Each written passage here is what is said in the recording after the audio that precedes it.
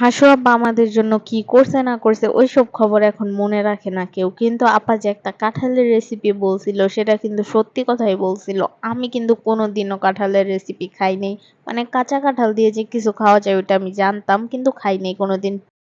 যখন উনি এই কথাটা বলছিল আর ভাইরাল হয়েছিল বেশি তখনই আমি চিন্তা করছিলাম যে কোনো একদিন ট্রাই করব, কিন্তু ওইবার কাঁঠাল থাকলেও আমার কেন জানি ইচ্ছা হয় নাই। তারপর ভাবলাম যে এবার আমি একবার বানায় দেখি কেমন হয়। আমার বাসার কেউ এটা খায় নাই কোনোদিন, তো বলতেছে যে কাঁচা কাঁঠালের তরকারি নাকি মজা হবে না, আমরা খেতে পারবো না।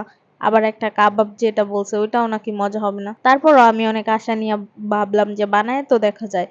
তো হ্যালো ভিউয়ার্স, আসসালামু আলাইকুম। আশা করি সকলে ভালো আছেন, আমিও ভালো আছি। আপনাদের সকলকেই স্বাগতম আমার নতুন আরো একটি ভিডিওতে। তো ভিডিওটা শুরু করার আগে আপনাদের কাছে একটাই অনুরোধ, ভিডিওটা দেখলে অবশ্যই লাইক কমেন্ট করবেন। আপনাদের কাছে ভিডিওটা কেমন লাগছে সেটা জানিয়ে যাবেন। অবশ্যই চ্যানেলটা সাবস্ক্রাইব করে দিবেন। তো মাশাআল্লাহ আমাদের গাছে এবার অনেক কাঁঠাল ধরছে। প্রতিবারই দেখি যে কাঁঠালটা অনেক বেশি হয়, তো আমি ভাবলাম যে একটা পাইরা নিই আর অল্প কিছু কাবাব বানাই। তো আমি একটু ছোটখাটো কাঁঠালি পাইরা আনছিলাম, যে জীবনে ফার্স্ট বানাবো, কেমন না কেমন হবে খাইতে।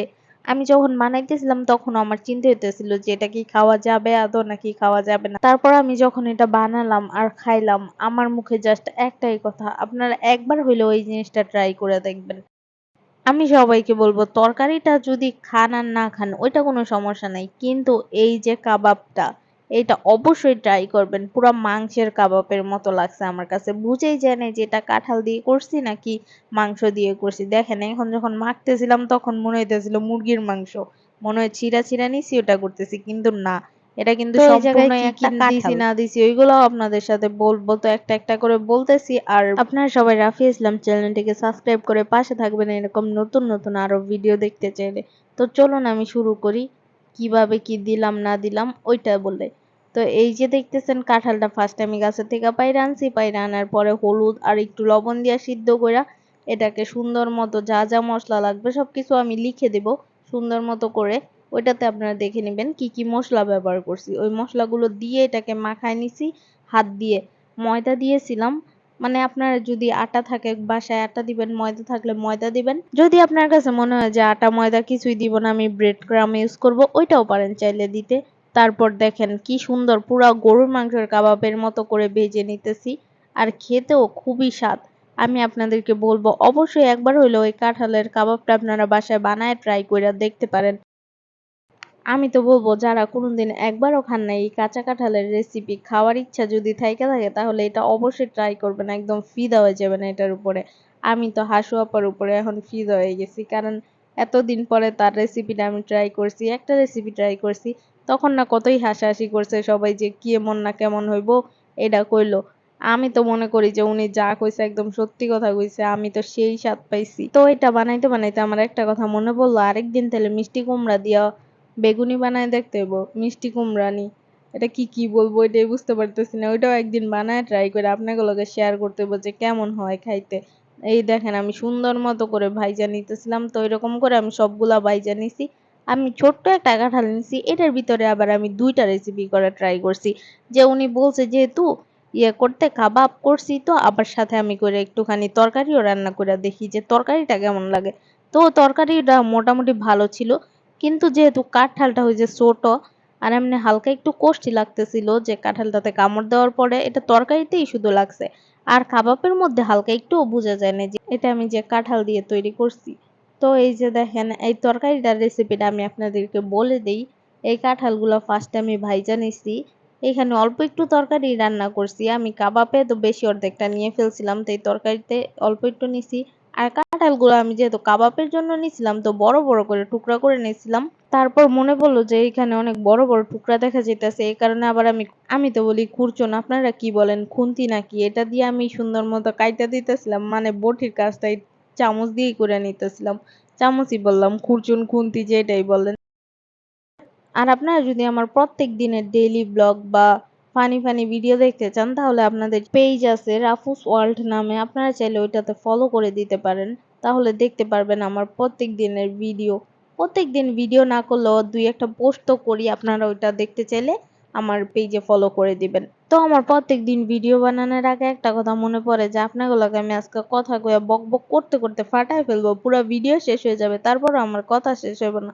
কিন্তু ভিডিওটা শুরু করার পরে আমি যা যা গেছি, যা যা ভাবি সবকিছু বুইলা যাই, কিচ্ছু থাকে না মাথার মধ্যে।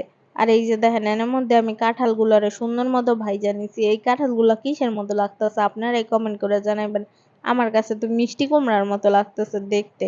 এগুলো আমি দেখা বাস, সরি মিষ্টি কুমড়া না, ওই যে জালি কুমড়া বলে না, ওইটার মতো লাগতেছিল দেখতে।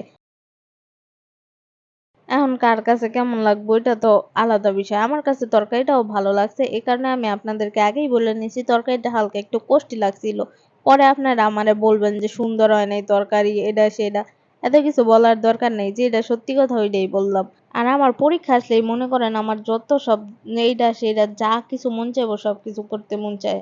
এই যে এখন আমি আপনাগুলোকে কি করতেছি, চ্যানেলের লেগা ভিডিও বানাইতেছি। কয়দিন পরে আমার পরীক্ষা, এখন আমার মনে পড়েছে চ্যানেলে আমার ভিডিও ছাড়া উচিত, আপনারা আমারে মিস করেন। এর লেগে আমি ইউটিউব চ্যানেল, ফেসবুক পেজ সব জায়গায় ভিডিও ছাড়া শুরু করলাম। এখন এইটা আপনারা যদি সাপোর্ট না করেন তাহলে কি আমার ভিডিও ছাড়ার ইচ্ছা থাকবো? এর লেগে আমি আপনাদের বারবার কই ভিডিওতে লাইক, কমেন্ট, শেয়ার, অবশ্যই চ্যানেলটাকে সাবস্ক্রাইব করে দিবেন।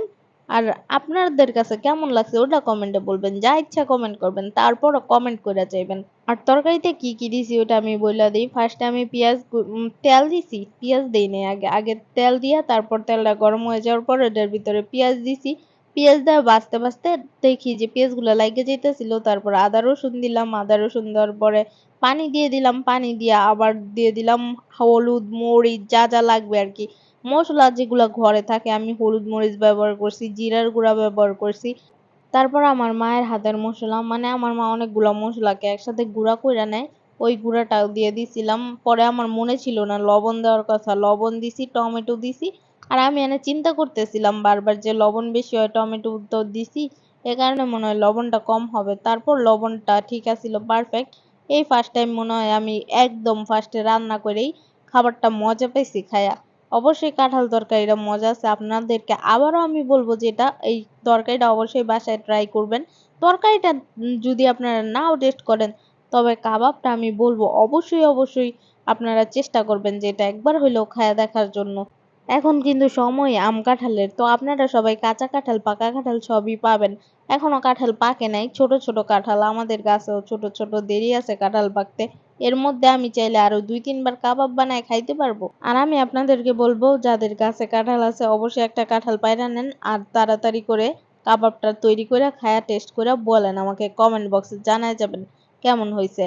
আর যাদের গাছে কাঁঠাল নাই তাদেরকে আর কি বলবো, আপনারা সবাই বাজার থেকে কাঁঠাল কিনে আনবেন, কারণ এখন কাঁচা কাঁঠাল তো বাজারে পাওয়াই যাবে।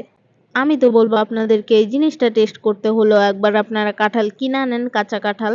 আর এই যে দেখেন আমি ফার্স্টে কাবাবটা দিয়ে ভাত খেয়ে নিচ্ছিলাম, যে আপনাদেরকে খেয়ে তো দেখাতে হবে। শুধু খেয়েছি আমি, আগে ফার্স্টে একটা খালি খেয়ে দেখছি, খালিও মজা আছে। আর ভিতরে দেখছেন কত সুন্দর হয়েছে, পুরো মাংসের কাবাবের মতোই লাগতেছিল আমার কাছে। আর সাথে গরম ভাত দিয়ে এই কাবাবটা দিয়ে খেলে আপনারা এই একটা তরকারি দিয়ে ভাতটা শেষ করতে পারবেন, শুধু কাবাবটা দিয়েই। দেখছেনই তো, আমি আপনাদেরকে খেয়ে টেস্ট করেও দেখাচ্ছি। আমি এখানে কাঁঠালের কাবাব দিয়ে ভাতটা খেয়ে নিলাম, তারপর কাঁঠালের তরকারি নিয়ে নিতেছি এই জায়গার ভিতরে।